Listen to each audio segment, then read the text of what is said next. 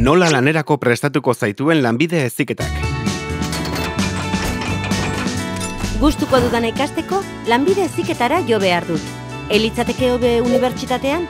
Zergatik, lanbide heziketak trebakuntza ona emango dizu, eta lan merkaturatze tasa altukoa. Eta zergatik dute unibertsitateko ikasketek lanbide heziketakoek baino izen hobea? Ez jakintasunagatik. Ez lanbide heziketa ez unibertsitatea, ez dira bata bestea baino hobeak.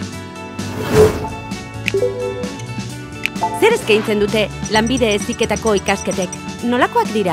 Eskaintza anitza eta espezializatua. Lanbide espezifikoetarako 140 titulazio ezberdin dira, 26 lanbide arlotan sailkatuta, eta 2 mailatan, erdi mailako zikloak eta goi mailako zikloak.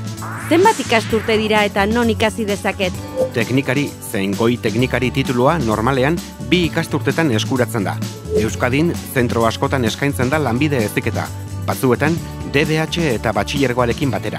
Azterketaren bat gainditu behar dut lanbide heziketa ikasi ahal izateko? DBH amaitu baduzu, zuzenean sar zaitezke erdi mailako ziklo batean. Batxilergoa amaitu baduzu, goi mailako ziklo batean sar zaitezke.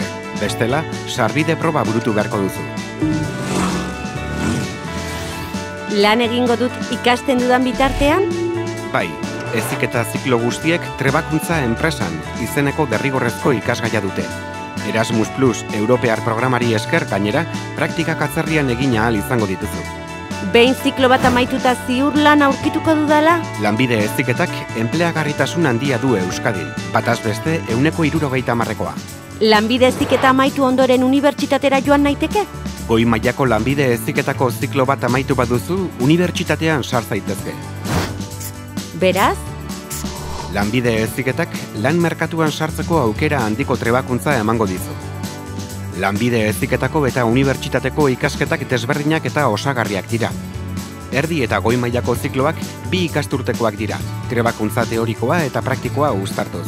Erasmus Plus programari esker, atzerriko enpresatan burutu ahalko dituzu praktikak.